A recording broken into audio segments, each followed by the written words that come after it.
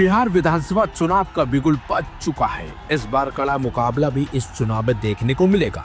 NDA और महागठबंधन में कांटे की टक्कर जो शुरू से ही मानी जा रही है, लेकिन इन दोनों की प्रशांत किशोर की पार्टी जनसुराज ने टेंशन बढ़ा रखी है, क्योंकि पीके दावा कर रहे हैं कि उनकी पार्टी को इस बार लोगों का खुलकर समर्थन मिलेगा और इस बार उनकी पार्टी बिहार में अच्छा प्रदर्शन भी करेगी। लेकिन इसी बीच प्रशांत किशोर से जुड़ी एक ऐसी खबर सामने आई जिसने सभी को चौंका दिया है।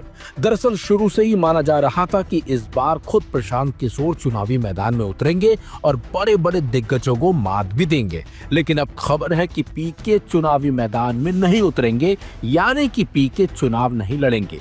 पीके का कहना है कि वो बिहार विधानसभा चुनाव नहीं लड़ेंगे, बल्कि वो जनता और अपने उम्मीदवारों के लिए काम करेंगे।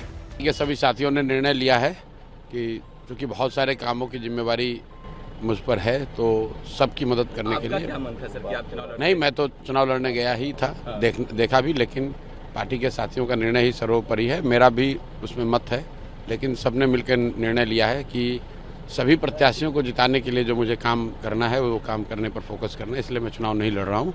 मेरे साथी वहाँ चुनाव लड़ रहे हैं, कल उनकी घोषणा होगी। एनडीए में अभी बहुत ज़्यादा खींचतान है। सीट शेयरिंग हो जाने के बाद भी उपेंद्र कुशवाहा हो या फिर मांझी हो, नीतीश कुमार भी नाराज चल रहे थे। मेरे भाई, ये पहले से पता है, पहले से बिहार के लोगों को पता है, क्योंकि हर व्यक्ति लूट के लिए, लूट में अपने हिस्से की लड़ाई लड़ रहा है। जितना ज़्यादा मुझे सीट मिल जाए उतना ज़्यादा आगे सरकार में भागीदारी हो जाएगी, उतना ज़्यादा लूटने का अवसर मिलेगा। जबकि इससे पहले वैशाली जिले की राघोपुर विधानसभा सीट से तेजस्वी यादव के खिलाफ जनसुराज के प्रशांत किशोर के लड़ने की चर्चा थी, लेकिन अब साफ हो गया है कि पीके चुनावी मैदान में नहीं उतरेंगे, यानी कि वो चुनाव नहीं लड़ेंगे।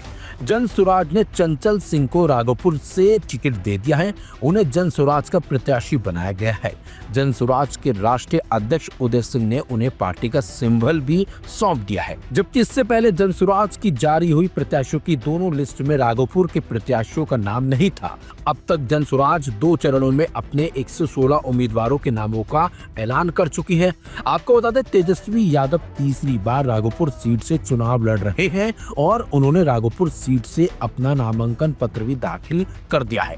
राघोपुर से तेजस्वी के खिलाफ प्रशांत किशोर के चुनाव लड़ने की चर्चाएं इसलिए जोरों पर थी क्योंकि 11 अक्टूबर से राघोपुर से ही जनसुराज ने चुनावी अभियान का आगाज किया था। तब पीके ने तेजस्वी को चेतावनी देते हुए कहा था कि अगर वो राघोपुर से चुनाव लड़ते हैं तो राजद नेता को 2 सीटों से चुनाव लड़ना पड़ेगा। प्रशांत किशोर ने कहा था कि तेजस्वी यादव का भी हाल वैसा ही होगा जैसे राहुल गांधी का अमेठी में हुआ था।